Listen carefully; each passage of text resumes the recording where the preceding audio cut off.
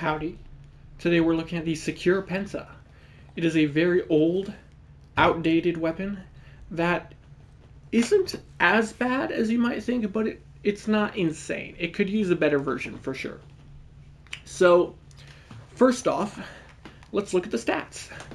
Fire rate of 2, magazine of 7, 2.5 second reload speed, very high accuracy, 26% crit chance, 2.0 crit multiplier, 26% status, 75 impact on direct hit, and it has a radial attack on account of being a grenade launcher with 6 meter range, 300 blast damage, and 60% fall off.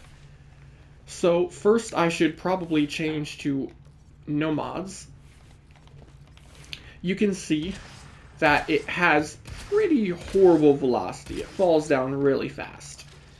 And its grenades stick to surfaces. You can only have 5 out at once. If you try to shoot any more, it won't let you.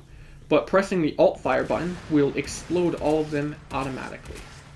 So if I do all of that, and I can just detonate them. It's pretty snazzy looking. It's not all that effective, but it looks cool. Now, it is the upgraded version of the normal Penta. There's also the Carmine Penta, but that's not really worth going over. You can see our stats are way better with the exception of slightly lower damage. It is also a faction weapon, right? Syndicate weapon, which means we get the sequence effect because it's from the sequence syndicate. So once we fill up our affinity meter, we get 25 meter explosion of radiation. That gives us 25% shields back. It increases our shield capacity by 50% for 30 seconds. It's okay, doesn't really matter. We have a Riven Dispo of 4, and that's pretty much the base stuff. So right off the bat, one of the best things about the weapon is the fall off. Most explosive weapons, or strong ones, tend to have 80 to 90% fall off. Fall off is how much damage it will do from the epicenter to the end of the explosion. So I get full damage at the center of the explosion, but at the end of the 6 meters, it does 60% less damage. Whereas something like Kuva Brahma, for example, where is Brahma? Here we go. Has 90% fall off. So even though it has a bigger explosion, at the end of the explosion, it's only doing 1/10 of the damage. There is an augment for this weapon. Multiple, actually. So let us go here. There's Adhesive Blast, which lets your grenades stick to surfaces. It literally just makes them stick to whatever surface you shoot, and that's it. It can go in the Xless slot. Then we have Tether Grenades. Grenades tether up to 5 enemies from 9 meters away. So you shoot it, you can see it changes the grenades to be really bright, and the explosion also has a different effect to it. Simulate. So now if I shoot, it pulls enemies in, and it holds them still. It's kind of like a Mage's Lockdown, but it also pulls them in. It's actually a really, really nice augment, except you're not really going to be doing damage with it. It's not good for dealing damage, but as a utility weapon, it can be quite nice. Then, lastly, there's the best of the 3 augments, which is Napalm Grenades. This cannot be used at the same time as Tether Grenades, but as Adhesive Blast can be used at the same time as Tether Grenades or Napalm Grenades. So Napalm Grenades, here, let's go back, take that off. Oh wait, actually I forgot to show the stat difference with Tether Grenades. I forgot it does that. You can see it makes your fall off 50% instead of 60%, and it increases your blast damage from 30 or 300 to 360. So it is actually a damage increase to have Tether Grenades, like if you put it in the Xless slot. But it's not going to be as big of a damage increase as if you were to, say, have Napalm Grenades. Crap, where did it go? Here it is. So Napalm Grenades, firstly, increases your final status by 30. That is not base status, so that is after all of the other statuses increases are taken into effect. It just adds 30 flat status chance.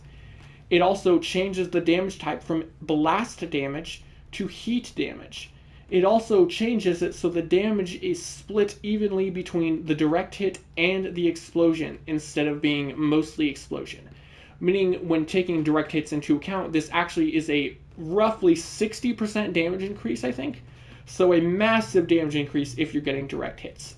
It also makes it so that it has a guaranteed heat proc, though that guaranteed heat proc is very small, and it leaves patches of fire. These patches of fire do not deal damage.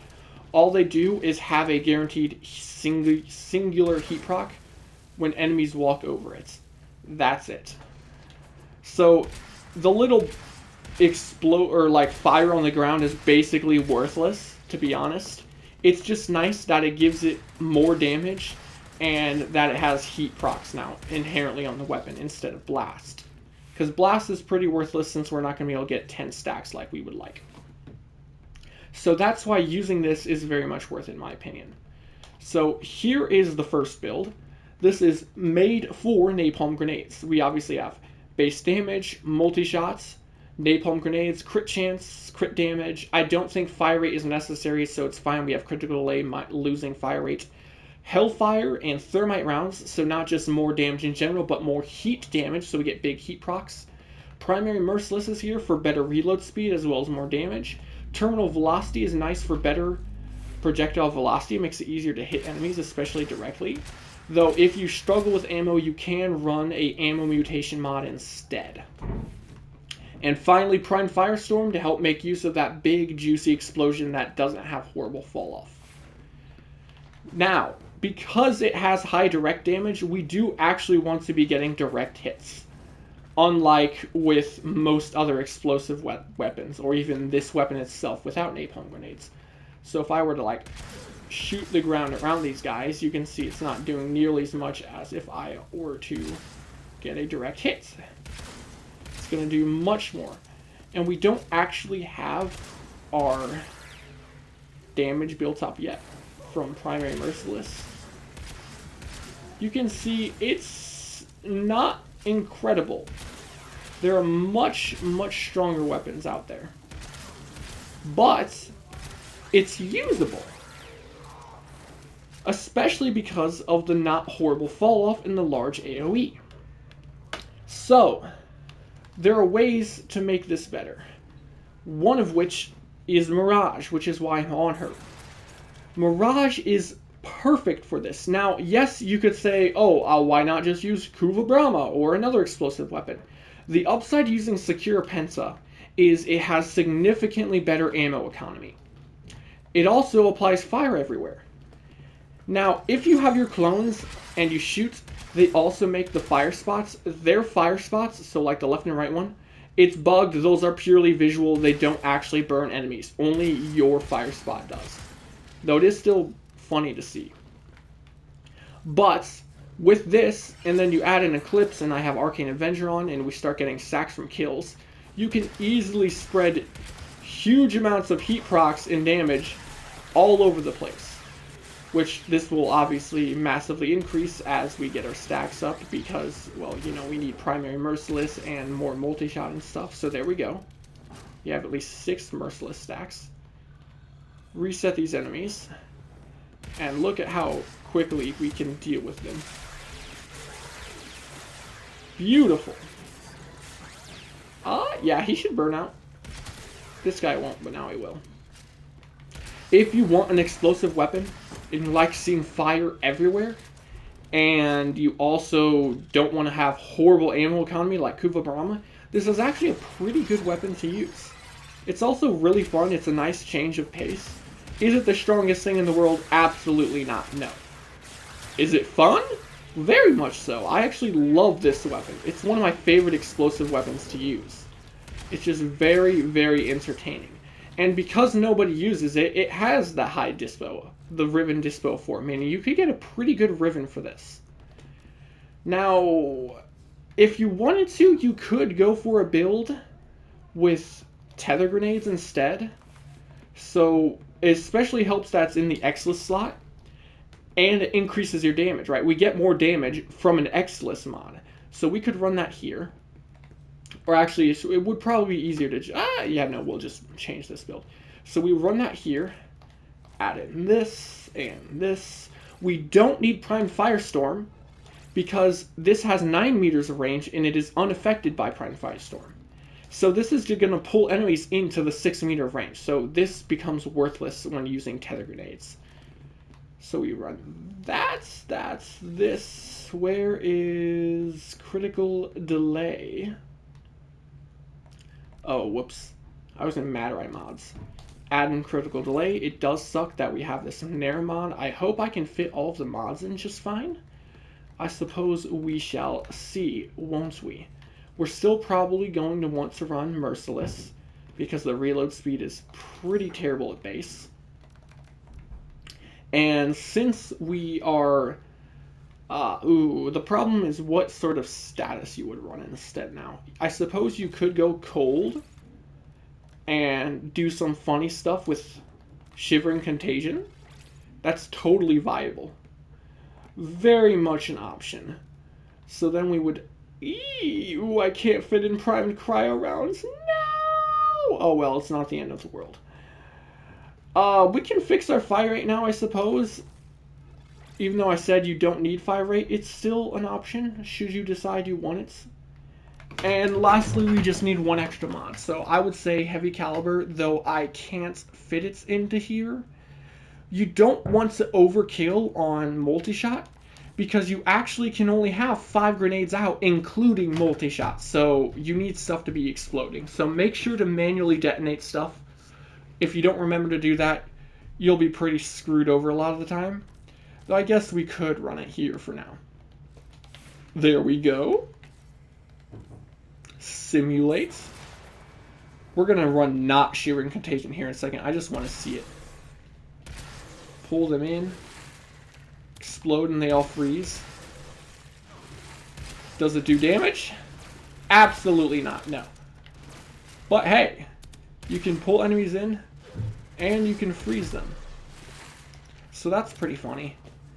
But let's go for actual damage instead. So we will remove Shivering Contagion, come back over here. I think gas is probably the best thing to do here. So we will run this and this and we don't have what I need here. There we go. If we could get more base damage here, we would be doing much better. Oh, yeah. There we go. Perfect. This should work just fine. We are missing all of our Merciless stacks. And here, let me come into here. I don't want Avenger to accidentally proc and affect our damage. Get this. Come over here. Do that. Shoot. Makes a bunch of gas procs. It's not really doing a lot, but I mean, it's something. Now, just to make life easier, let's strip all these guys and get our stacks going real quick. And then we'll reset these enemies and kill them again. Wait, why did I only get 3 Merciless procs there? What? Oh, if my clones get kills, I don't think it procs a Merciless. That's pretty unfortunate. Here, we can fix that though. We just have to go into there. Reset these guys, or reset my abilities so I don't have that crap in the way. Now we strip all of their armor off. Just like so. Now I should be able to build up all the stacks pretty easily. Ooh, ooh, ooh, ooh. There we go. Okay, let's try that again. With all of our stuff built up without armor stripping them. Dang it, my abilities are still active. Well, I have to... I guess I'll just kill another wave while I wait for my abilities to run out. Or we can armor strip them and show it with armor strip but no eclipse. I suppose that has some value in showing. Pull them all in. Wait for our armor strip to almost be out. There we go. Damn. It's still... I don't think I need to show it without the armor. I mean, I guess I probably will because I said I would, but it's still not doing a whole lot. It's something. I suppose if you need something to pull enemies in and keep them from killing you, this could be a pretty decent option. But it's not the best. There are other ways of increasing it, obviously, such as armor strip and viral. Adding viral into the mix would obviously help significantly.